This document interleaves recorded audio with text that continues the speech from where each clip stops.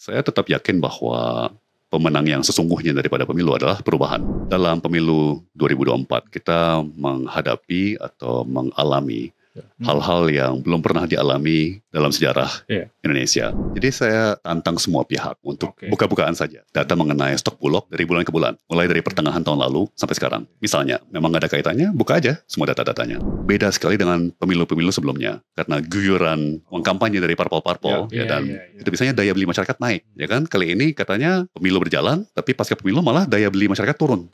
Di awal-awal pemerintahan Pak Jokowi, Pak Presiden Jokowi ya seingat saya, yang paling keras mengkritik pemerintah adalah Pak Presiden, ya kan, justru beliau kritik tajam, dan itu memicu semua menteri. Nah, tapi di periode kedua ini kan berubah sekali.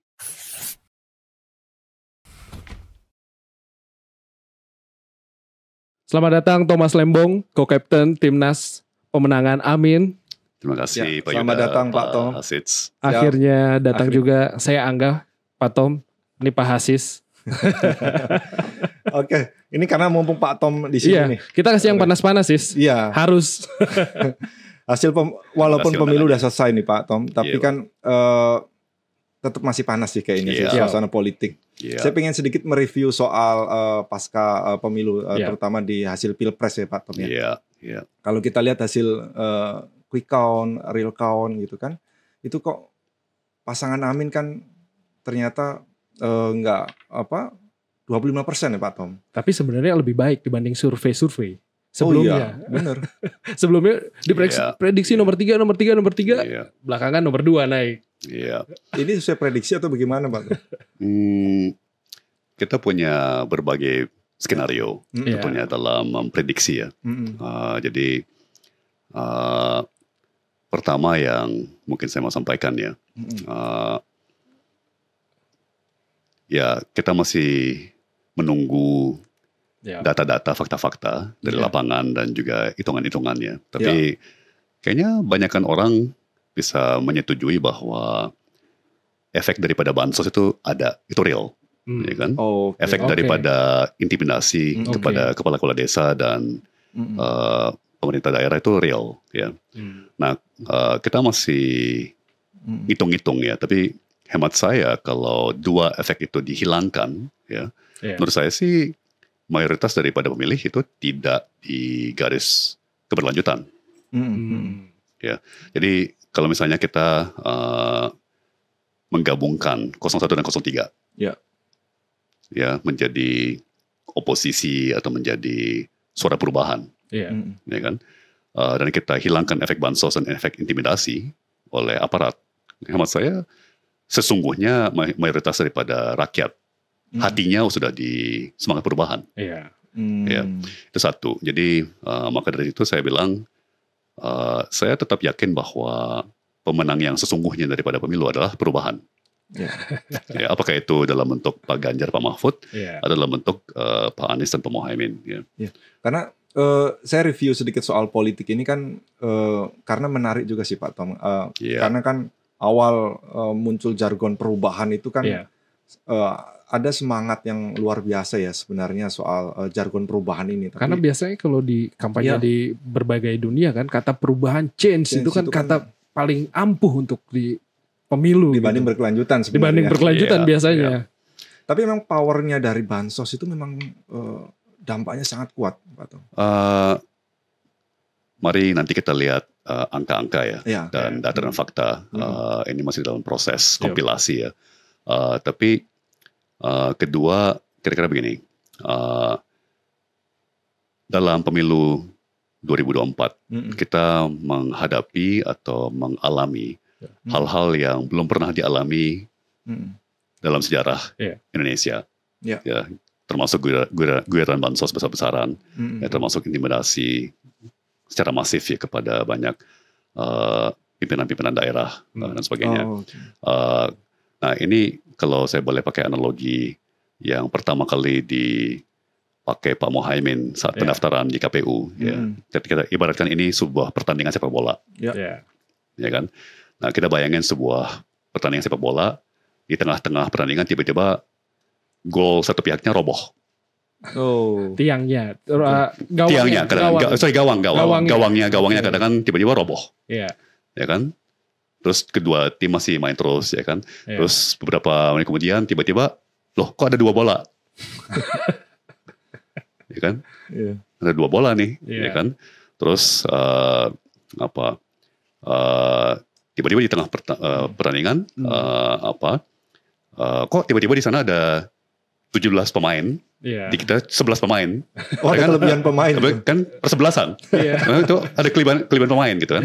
Nah, di titik mana kita bilang, wah ini sih udah terlalu kacau. Ini mah udah bukan pertandingan lagi. Ya kan, ini udah kayak lelucon, udah kayak komika gitu kan. Masa tiba-tiba ada 17 pemain sebelah sana, 11 di sini. Nah, tiba-tiba gawang tiangnya roboh. Ya kan? Di titik mana kita akhirnya menyimpulkan ini mah nggak ada pemenang, nggak ada yang menang, nggak ada yang kalah, karena seluruh gamenya udah tidak punya legitimasi. Jadi itu yang hemat saya berbagai kalangan saat ini masih meraba-raba. Ya, apakah seperti apa tingkat legitimasi daripada keseluruhan proses pemilu ini? Ya, jadi ini bukan hanya masalah sempit, angka lawan angka atau hitungan lawan hitungan, tapi lebih dari keseluruhan daripada pertandingan gitu ya. Kembali kepada analogi sepak bola tadi ya. Tapi Pak Tom, apakah di pemilu kemarin, apakah hal yang sia-sia atau memang dari Pak Tom sendiri ini bisa melihat kayak sepertinya ada sisi yang berdampak untuk Indonesia dari gerakan perubahannya Amin ini? Ya, karena Pak Tom ini kan baru pertama ya Pak ya untuk terjun ke sebagai tim pemenangan ya Pak. Betul. Politik massal gitu ya, secara sebagai semacam figur publik ya dalam sebuah kampanye. Gimana tuh Pak Tom? Ada selama pemilu itu terkesan sia-sia tadi dijelaskan. Tapi sebenarnya kan Pak Tom juga bergerak memberikan mungkin banyak anak muda yang terinspirasi dengan Pak Tom gitu. Atau nanti ini sahabat Merdeka yang mendengar podcast kita juga akan SMR katanya gitu. Tapi secara selama 3 bulan lebih melakukan kampanye, memberikan gagasan, sudah ada hal yang terlihat pasti perubahannya pasti. yang sudah lihat ini? Jadi hemat saya banyak sekali perkembangan positif dari proses demokrasi dalam beberapa bulan ini. Pertama tentunya adalah bahwa hemat saya ini adalah kampanye yang paling substantif dalam sejarah Indonesia. Ya, kapan pernah dalam kampanye dibahas mengenai formulasi baterai? Ya kan, apakah LFP atau apakah NMC, ya kan, nikel, manggan, kobalt. Jadi perdebatan di debat yang sangat substantif, ya kan. Dan apakah hilirisasi memang peluru ajaib yang bisa menyelesaikan semua masalah? Ya, kan di pemilu-pemilu sebelumnya tidak pernah sampai sedalam itu, ya mengenai substansi kebijakan, fakta, data, ya. Jadi ini bagi saya mencerminkan kedewasaan, ya, bahwa pemilih kita semakin dewasa, semakin mengerti, ya, semakin cerdas dan semakin tertarik pada hal-hal yang substantif, ya, yang berbobot, ya, bukan hanya gimmick dan sebagainya. Kedua begini, saya tuh nggak melihat proses ini hanya dari segi tanggal-tanggal tertentu, ya, hari nyoblos, kemudian hari pengumuman tabulasi final, ya, kemudian apa ya. Tapi saya melihatnya ini proses multi bulan dan bahkan multi tahun, ya. Dan semua bangsa dalam sejarah itu melewati masa-masa cobaan, masa-masa cobaan, ya. Nah, boleh dibilang bahwa dalam pemilu ini, ya, baik tahun lalu maupun tahun ini, termasuk pasca pemilu, ya, bangsa kita lagi diuji, ya, bangsa kita lagi diuji. Ini cobaan, ini ujian. Ya, dan bagaimana kita lolos ujian atau tidak lolos ujian itu akan menentukan nasib kita, ya, 5 tahun ke depan, bahkan 10, 15, 20 tahun ke depan. Ya, karena kebetulan saya sangat gemar baca sejarah, ya, saya tahu banget bahwa dalam sejarah setiap bangsa itu ada masa-masa kritis yang menentukan, ya. Dan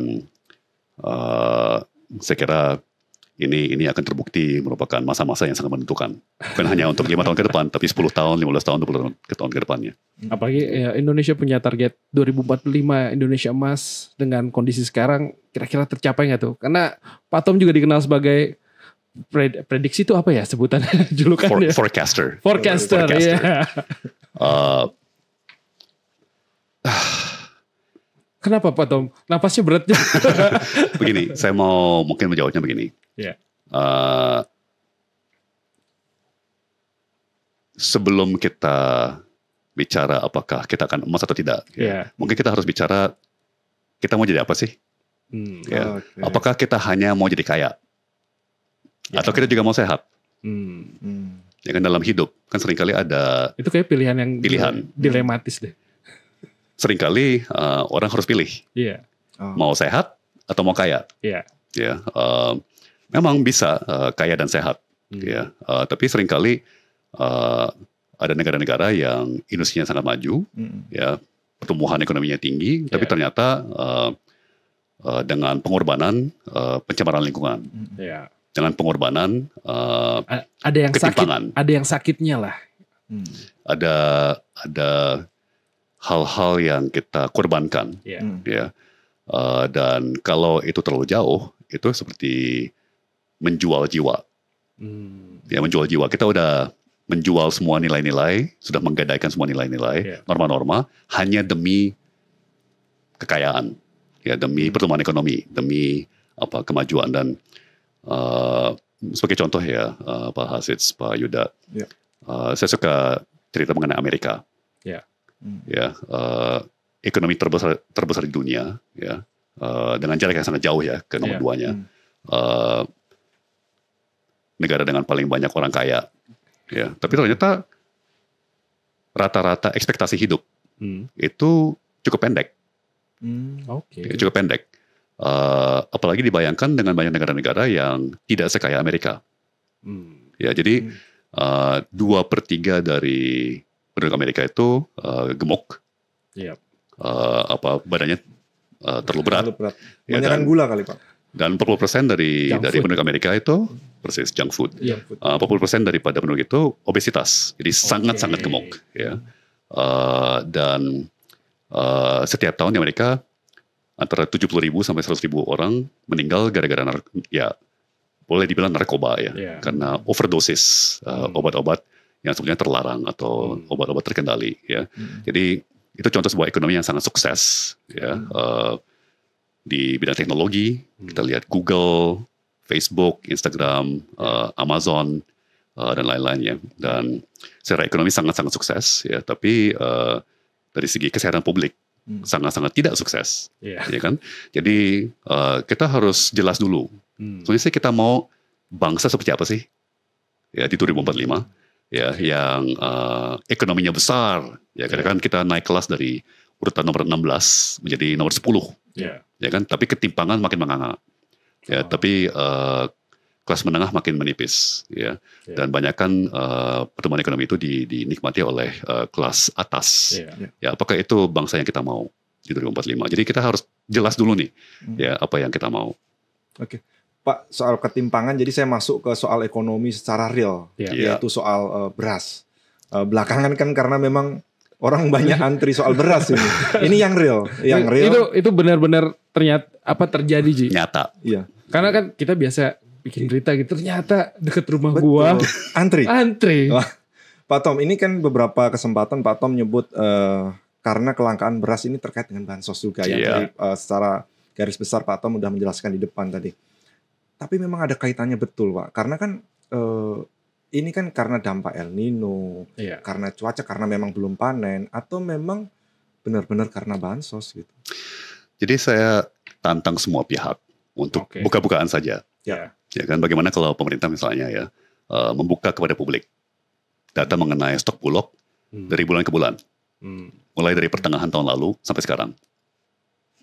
Misalnya, kalau misalnya memang nggak ada kaitannya, buka aja semua data-datanya, kan. Kedua juga begini, saya tantang semua pihak. Jadi misalnya ada yang bicara bahwa gara-gara El Nino, ya, banyak negara eksportir seperti India itu menutup keran ekspor, mereka stop ekspor, sehingga mengakibatkan pasokan beras di dunia menciut, ya, sehingga harga global beras itu di dunia itu melonjak. Itu mah fenomena pertengahan tahun lalu. Ya, 2023 dan 2023 bahkan awal-awal sampai pertengahan 2023 di mana India nyetop ekspor beras. Ya. Dan justru belakangan ini kondisi beras dunia jauh membaik. Ya, jadi sekali lagi saya tantang semua orang untuk buka aja data-data dan kita lihat sementara apakah secara statistik benar-benar bisa ini kebetulan sekali gitu. Guyuran bansos yang besar-besaran, yang tiba-tiba stok beras nggak ada. Apakah bisa secara statistik itu sekedar kebetulan gitu? Nah di situ saya tantang akal sehat dan logika, ya kan? Sangat-sangat kecil kemungkinan bahwa itu kebetulan aja ada guyuran bansos besar-besaran, tiba-tiba stok beras di mana-mana langka. Ya. Saya kira itu secara statistik minim kemungkinan sih. Jadi sebenarnya kalau udah Pak Tom bilang tantang, biasanya ada yang panas di situ nanti di luar. Sebenarnya udah diklarifikasi sama Presiden langsung. Stok beras aman di Bulog, bahkan ngecek sendiri kan Pak. Coba cek di Pasar Johar gitu. Tapi Pak Tom belum puas karena dengan basicnya di investor banking ya Pak ya. Investor banking. Iya, dan biasa ngeliat data juga gitu. Penasaran sama data-data juga gitu ya Pak. Pak, ini kalau prediksinya Pak Tom kan apalagi menjelang Ramadan. Pasti selain beras, prediksi Pak Tom apalagi nih soal kelangkaan. Seharusnya Ramadan jadi momen telur biasanya, daging. Umat muslim khususnya di Indonesia tuh lebih banyak belanja tuh Pak Tom. Sulit diprediksi ya, karena ada beberapa faktor yang menjadi pemicu, baik mendongkrak harga maupun menurunkan harga. Ya. Di satu sisi saya sudah pernah menyampaikan ya, yang saya simak adalah menteri-menteri terkait yang bertanggung jawab itu terlalu sibuk berpolitik, sehingga tidak ngurusin sektor realnya. Dan mereka orang-orang politik. Ya wajar. Apalagi menjelang selesai ini Oktober. Persis. Nah itu tentunya akan memicu harga naik ya, karena kemungkinan besar pasokan tidak akan terurus dengan baik ya. Di lain sisi saya juga dapat kabar ya bahwa kok beda sekali dengan pemilu-pemilu sebelumnya, di mana biasanya karena guyuran uang kampanye dari parpol-parpol dan pengeluaran dana-dana kampanye itu biasanya daya beli masyarakat naik. Ya kan, kali ini katanya pemilu berjalan, tapi pasca pemilu malah daya beli masyarakat turun. Iya. Ya, nah katakan saja ya bahwa di satu sisi pasokan itu tidak terus dengan baik sehingga stok tidak memadai atau stok menciut. Tapi di lain sisi daya belinya juga nggak ada. Ya katakan saja ya, sehingga di bulan Ramadan katakan orang jauh lebih mengurangi konsumsi. Ya kan, jadi memang ini tidak soundbite yang viral ya, yang terlalu tinggi kali bahasanya ya. Bisa jadi, tapi kita harus lihat multifaktor ya. Kita harus lihat. Jadi sulit diprediksi. Yang jelas saya lihat roda-roda pemerintahan tidak sedang berjalan dengan baik. Ya. Dan kedua, jelas daya beli masyarakat lemah ya, dan tren yang saya lihat daya beli masyarakat semakin melemah sih. Kalau di 2024 ini gimana? Kalau lu gimana sih prediksi lu sih? Karena kan gue pengen tahu dulu deh. Saya nggak bisa berpatok dong. Pak, tapi gini, saya menarik nyambung yang soal tadi ya, soal birokrasi ataupun soal pemerintahan yang bergerak agak di tahun politik agak ini lain. Ya, agak lain. Karena kalau nyambung soal prediksi ekonomi 2024 kan baik dunia maupun di Indonesia sendiri itu kan katanya agak melambat ya. Walaupun pertumbuhan ekonomi misalkan diprediksi hanya stagnan 4-5% misalkan. Ditambah tadi prediksi soal kerja-kerjanya sekarang sudah mulai masuk angin. Apalagi sudah masa selesai nanti Oktober kan tinggal hitungan bulan. Ada masa transisi juga. Nah ini gimana Pak ngejaga ekonomi apalagi di masa periode lemdak periode gitu kan. Ini kan agak scary juga Pak untuk ngejaga stabilitas ekonomi plus stabilitas politiknya lagi.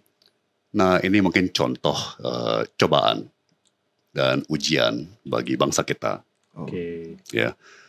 Mungkin pada saatnya nanti masyarakat akan belajar gitu ya, kita semua akhirnya belajar bahwa ternyata pilihan kita itu punya konsekuensi.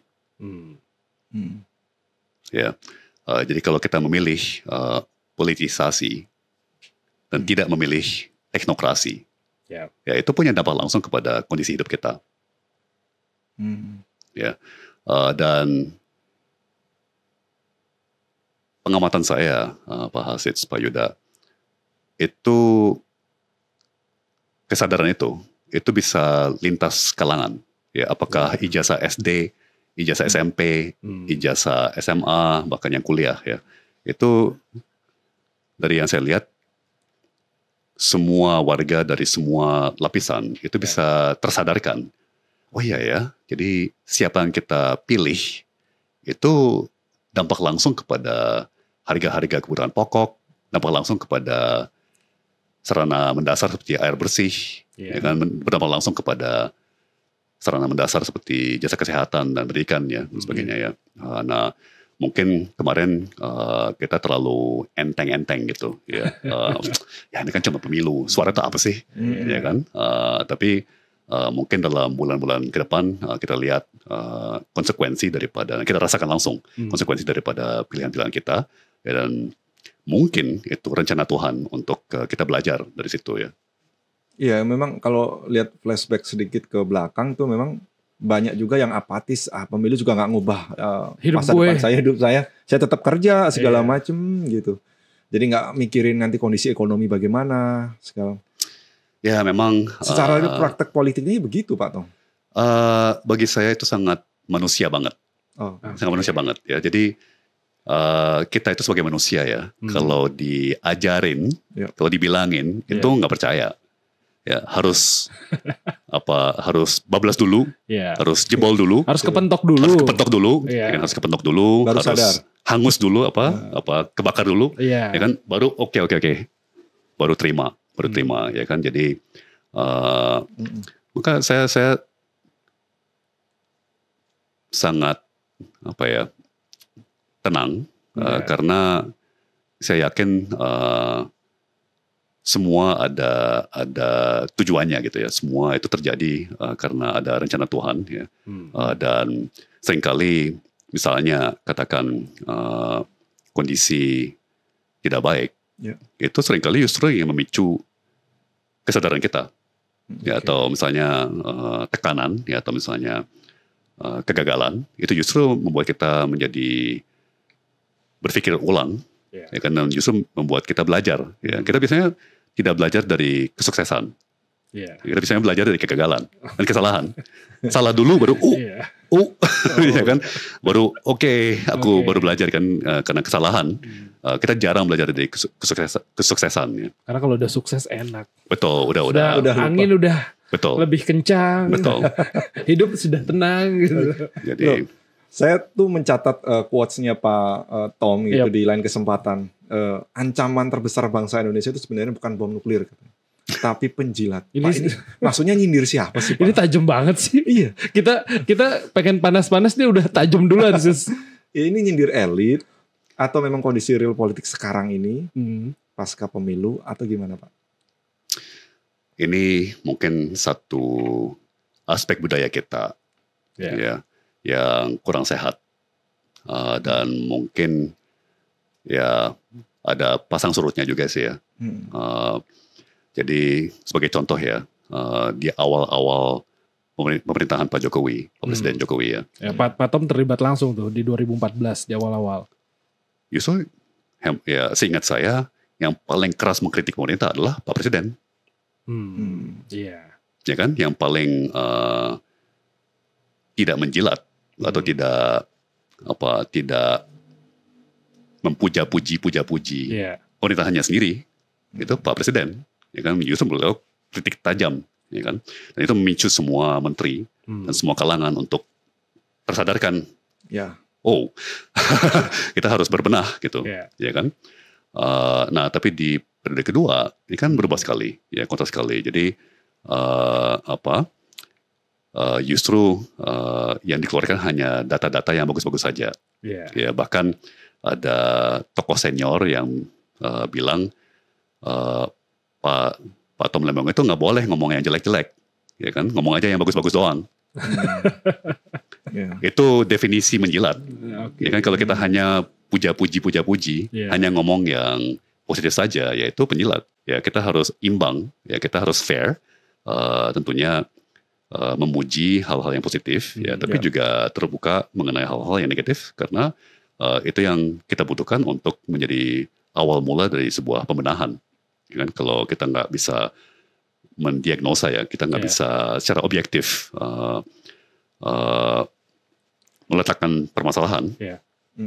Ya gimana kita mau mengobati atau memperbaikinya? Ya mungkin ibarat orang sakit gitu, kita terlihat sehat-sehat aja, tapi dari sisi tes kesehatan, oh ternyata kolesterolnya ketinggian gitu kan. Atau misalnya ya persis karena almarhum ayah saya dokter ya, saya suka pakai analogi itu juga. Kadang kan ada pasien, ya kan, terus misalnya kita tes darah, tes urin, tes kesehatan, ya kan, terus ternyata ada indikasi kanker, ya kan, dan memang dia kurang enak badan gitu, terus kita khawatir, nggak mau bikin dia panik atau nggak mau ini kita bilang, oh itu cuma flu doang kok. Ya kan, padahal kanker, ya kan.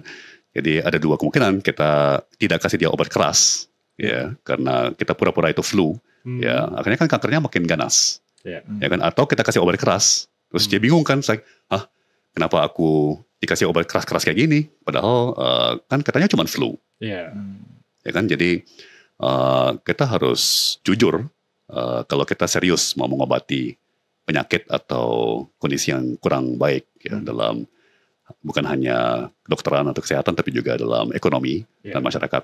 Menyembuhkan Indonesia. Wah, itu keren. Atau tuh. Misalnya gini, katakan contoh yang lebih positif, ya. Oke, kita punya klien, katakan saya suka fitness kan, saya suka olahraga. Terus katakan saya pelatih, ya, pelatih seseorang gitu. Terus dia bilang gitu, saya mau sehat, ya kan, saya mau kuat. Terus bilang, tenang, nggak usah ngapa-ngapain, ya, makan es krim aja terus, makan es krim aja terus, ya kan, makan siang gratis Pak. Terus latihannya enteng-enteng aja, ya kan, nggak usah kerja keras, ya kan, nggak usah ada kardio, nggak usah keringet, nggak usah, aman, ya kan. Atau saya bilang, ya mohon maaf, ini memang perlu kerja keras, ya perlu disiplin, harus jaga pola makan, ya kan, harus latihan keras, harus konsisten, ya kan. Jadi itu bedanya penjilat, ya kan, hanya pengen bikin senang, ya kan, dan itu dikenal juga dengan istilah populis, ya, populer, ya kan. Pasti dong kalau saya bilang, wah, Anda nggak usah kerja, bisa kaya tanpa kerja. Ya, Anda bisa makmur tanpa harus bekerja keras, ya kan. Oh, Anda bisa sehat dengan hanya makan es krim aja, ya kan. Wah, pasti populer dong, ya kan. Dibandingkan orang yang bilang, oh nggak bisa, Anda harus kerja keras. Oh nggak bisa, Anda harus makan sayur, ya kan. Oh nggak bisa, Anda harus, ya kan. Pasti lebih populer yang nawarin es krim kan. Tapi jangka menengah, jangka panjang, gimana tuh dampaknya kepada orang yang kita layani? Ya kan? Lebih populer makan siang gratis. Pak, tapi tadi saya menarik Pak Tom, sebenarnya itu pengkritik keras sebenarnya dulu tuh di awal periode adalah presiden sendiri ya Pak ya. Iya. Pak, kalau saya nangkepnya, saya sekarang bertanya begini Pak, berarti seperti ada perubahan dong dalam diri presiden gitu di periode pertama dan periode kedua. Pak Tom melihat itu? Iya, saya kira itu sudah bukan kontroversi ya. Saya kira itu sudah diterima oleh banyakkan publik ya.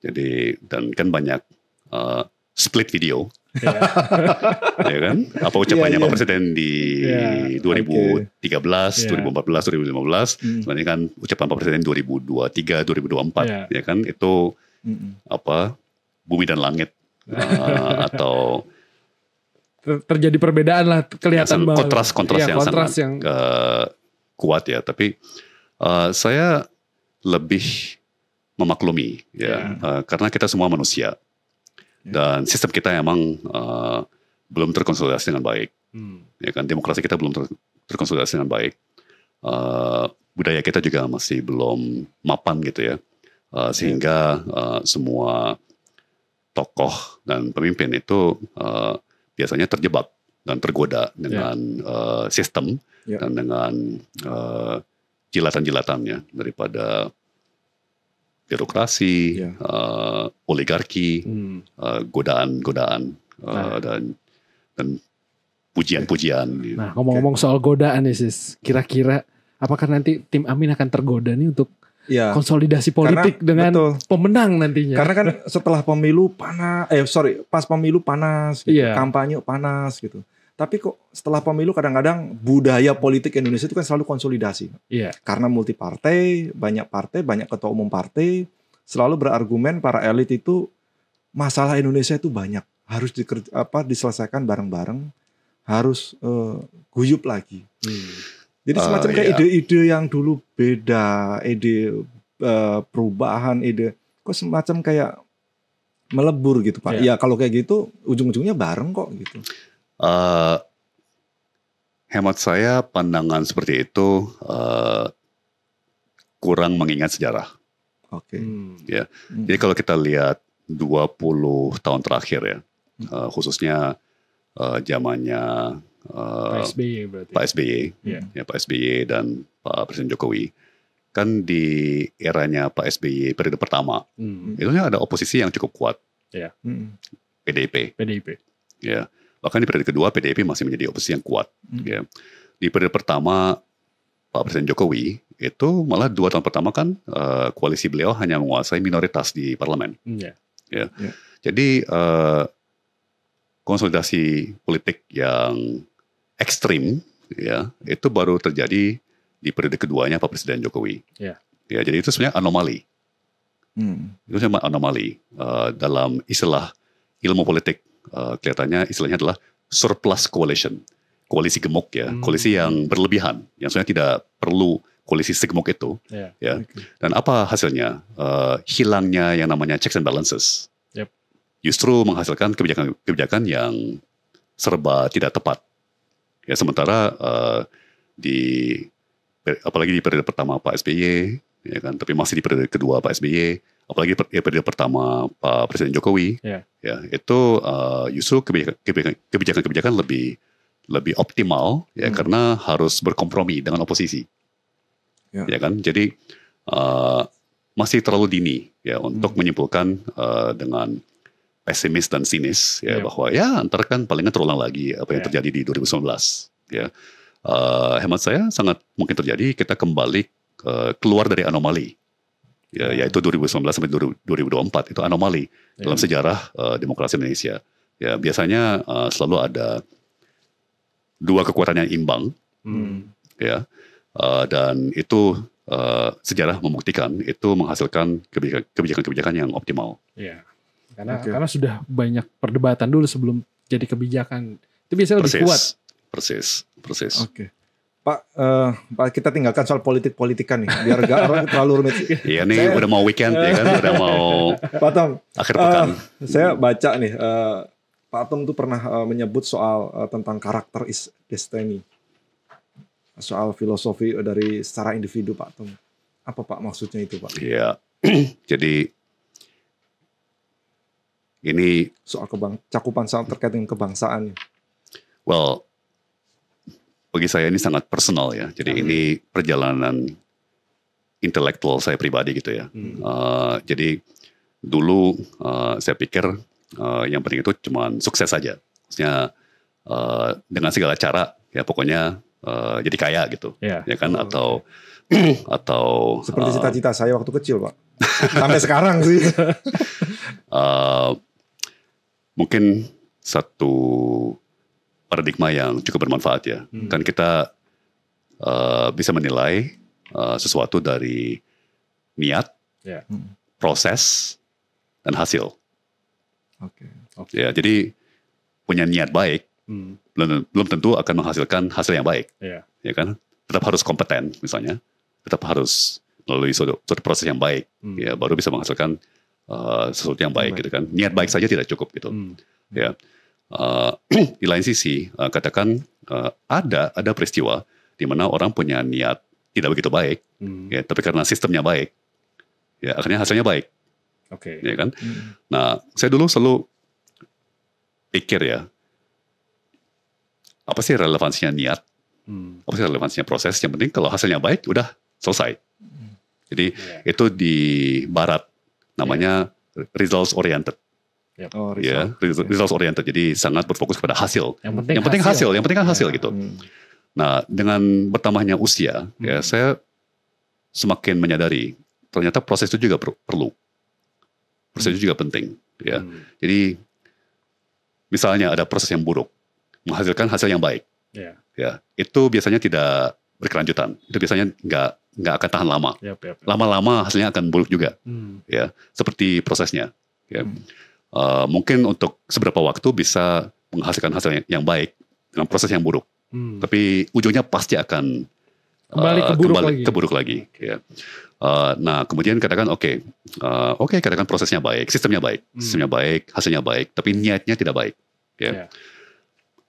Lalu kenapa masalahnya? Apa masalahnya gitu? Kan prosesnya baik, hasilnya baik. Kan happy semua gitu. Ya. Ternyata niat itu juga penting. Kenapa? Karena dalam sebuah peradaban yang menjadi sangat-sangat penting, ya, yang menjadi sangat fundamental itu adalah trust, kepercayaan. Ya, dan manusia itu secara biologis ya, secara otak dan syaraf kita, ya, kita cenderung percaya dengan orang yang baik, yang niatnya baik, ya, dan kita bisa membaca, kita dilatih oleh alam untuk membaca, ya, apa nih orang kira-kira bisa dipercaya atau enggak, ya, dan memang sudah menjadi sebuah ilmu dan kesenian bagaimana nipu orang, ya kan, bagaimana ngehack, naluri orang, ya kan, pakai gimmick, pakai pencitraan atau apa ya, tapi biasanya itu pun juga nggak akan bertahan lama, ya. Dan terbukti dunia baru melewati sebuah gelombang populisme, ya, dari Donald Trump di Amerika sampai Brexit di Inggris, ya, sampai Presiden Duterte di Filipina, ya kan, sampai banyak lagi ya. Tapi gelombang itu mulai surut, ya, karena lama-lama orang bosan dengan pencitraan, dan lama-lama orang tidak lagi tergiur atau terlena, ya. Lama-lama saya udah lebih skeptis sekarang orang-orang itu. Ya, karena sekali lagi kebenaran itu selalu akan keluar di ujung. Ya kan, dan orang akan selalu merasakan konsekuensi daripada pilihannya, ya. Kemudian secara agregat ya, secara total, sebuah masyarakat dan bahkan umat manusia itu biasanya sih belajar dari pengalaman, dan lama-lama juga dari sejarah gitu ya. Pak Tom, saya coba mengeksplor lagi soal pada momentum apa Pak Tom bisa pada titik yang memahami bahwa perlu niat, proses, kemudian hasil, ya, tidak hanya sekedar hasil gitu. Ada pengalaman apa ya, perjalanan hidup kah, banyak ketemu orang kah? Iya. Karena ke berbagai negara. Sampai ke tadi kalau dengar dari cerita Pak Tom, titik di niat itu adalah titik di terakhir kan, Pak. Yang orang tuh udah mulai bijaksana, wisdom lah gitu kayaknya. Iya. Saya kan emang kutu buku ya. Saya tuh gemar banget baca buku. Iya. Dan syukur. Ekonomi semua itu Pak? Bukan? Enggak. Buku mengenai ilmu sosial juga, teknologi, lingkungan hidup, politik, iklim, ya, politik juga, terutama geopolitik ya. Tapi syukur dunia akademia itu kan berkembang terus di seluruh dunia. Ya, jadi semakin banyak riset, semakin banyak peneliti, termasuk ilmu sosial, ilmu politik. Ya. Dan kan semua ilmu itu diakari pada data. Ya, jadi akademisi itu kan punya teori. Karena teorinya adalah niat itu tidak relevan. Ya, asal hasilnya baik gitu ya. Nah, dia uji. Ya gimana dengan negara-negara yang mengambil orientasi kebijakan seperti itu? Ternyata kok hasilnya nggak bagus ya. Ya mungkin hasilnya baik hanya selama 10 tahun, setelah itu merosot. Ya kan? Tapi kok ada negara-negara yang hasilnya tidak begitu baik, tapi niatnya baik, terusnya oke. Dia kok nggak merosot ya?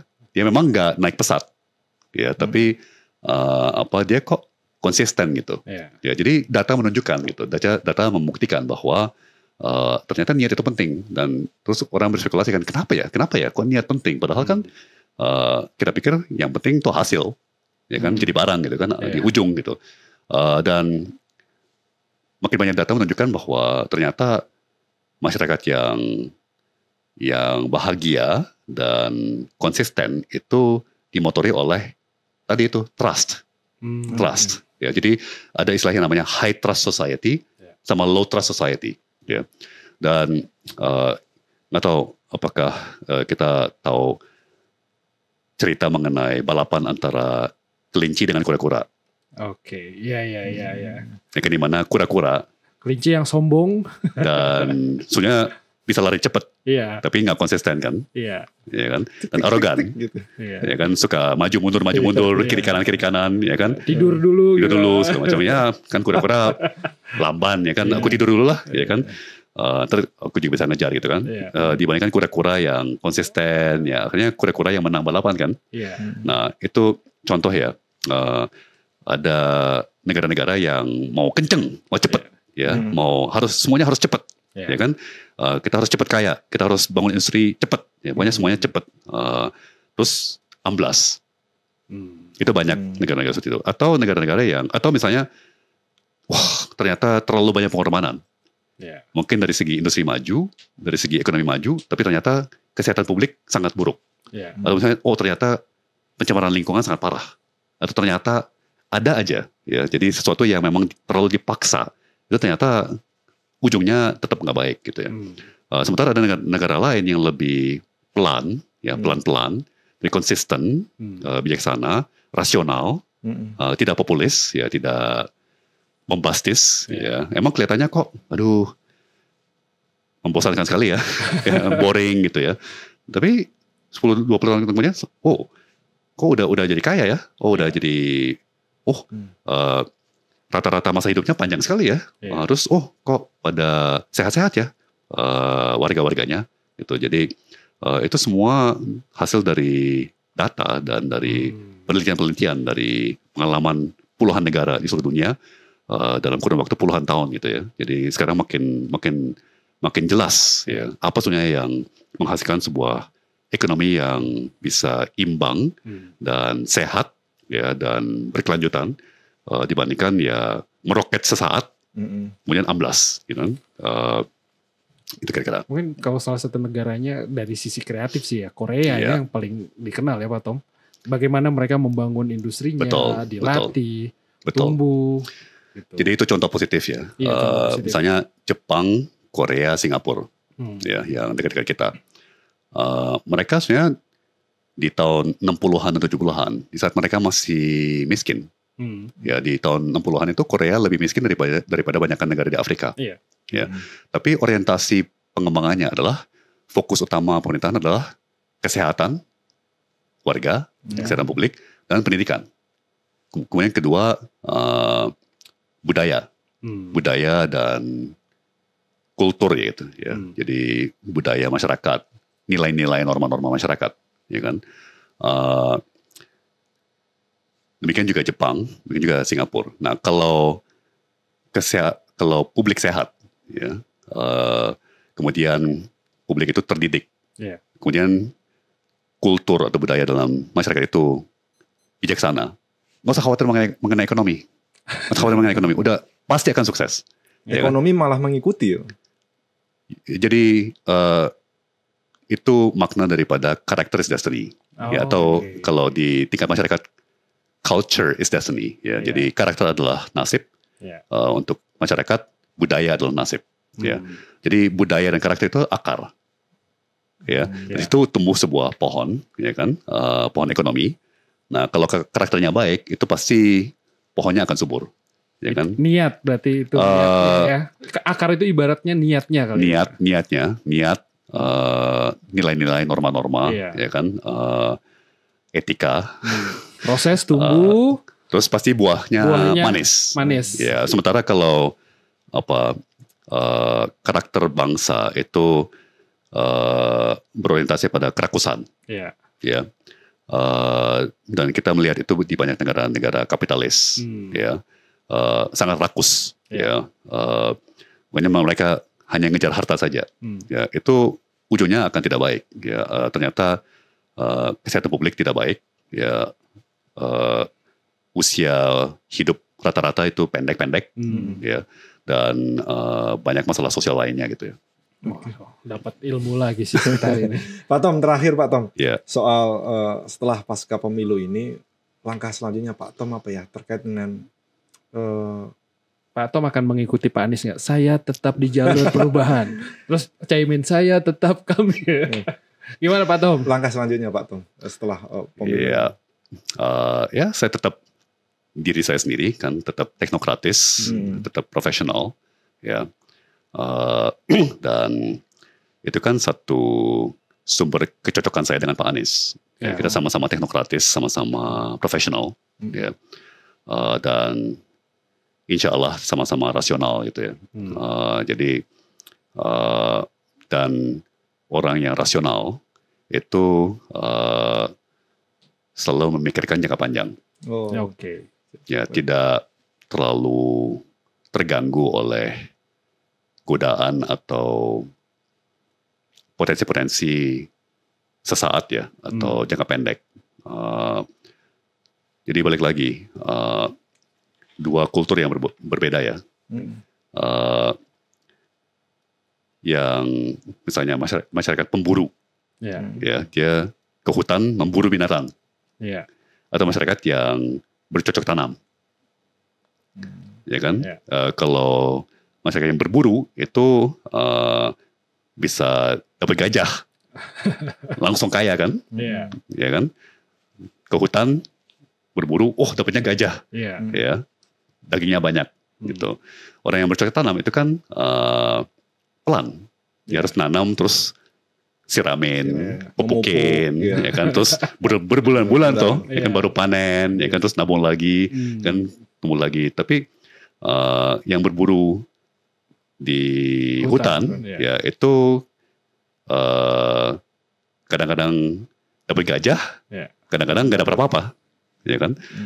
Jadi peradaban kita kan dibangun atas prinsip-prinsip bercocok tanam. Ya, jadi kita ada perencanaan, ya, ada rencana jangka menengah, jangka panjang yang kita laksanakan secara konsisten, ya. Jangan, wih ada gajah guys, ya kan, lari sana cari buru gajahnya, tinggalkan tanaman, berkebun tinggalkan, kebun tinggalkan, ya. Kita berburu gajah dulu nih, ya kan. Gajahnya udah nggak ada, ya kan, atau gajahnya kita dapat terus udah kita makan semua, balik ke kebunnya udah rusak, ya kan. Ya 7 bulan kerjaan hilang, ya kan, karena kita fokus ke yang lain, atau tergoda, wah ada gajah lewat guys, ya kita berburu gajah yuk, biar cepat kaya gitu. Jadi ya ini memang balik lagi ya, masalah pendidikan, bukan pendidikan sih, kultur dan pendidikan orang tua sih, orang tua. Saya poinnya langsung dapat Pak, niat, proses, dan hasil. Niat, proses, dan hasil. Ternyata bukan hanya hasil yang penting. Ternyata proses dan bahkan niat itu sangat-sangat penting, apalagi jangka menengah, jangka panjang. Oke. Pak Tom, terima kasih. Terima kasih. Udah hadir di podcast Merdeka. Dan sahabat-sahabat Merdeka kayaknya akan senang dengar podcast kali ini karena akan mendengar suara ASMR Pak Tom. Tapi juga banyak ilmunya sih. Lu percaya? Betul. Lu setuju gak sama itu? Iya. Makanya terakhir saya ambil kesimpulan yang tadi. Iya. Bahwa harus ada niat dulu, proses dulu, kemudian baru hasil. Jangan pengen langsung berburu gajah aja. Pengen langsung dapat gede aja. Tapi gue pengen makan gratis nanti. Pak, terima kasih Pak Tom. Pak Tom, terima kasih. Iya. Sahabat Merdeka, terima kasih. Pak Tom, terima kasih Pak Tom. Terima kasih banyak.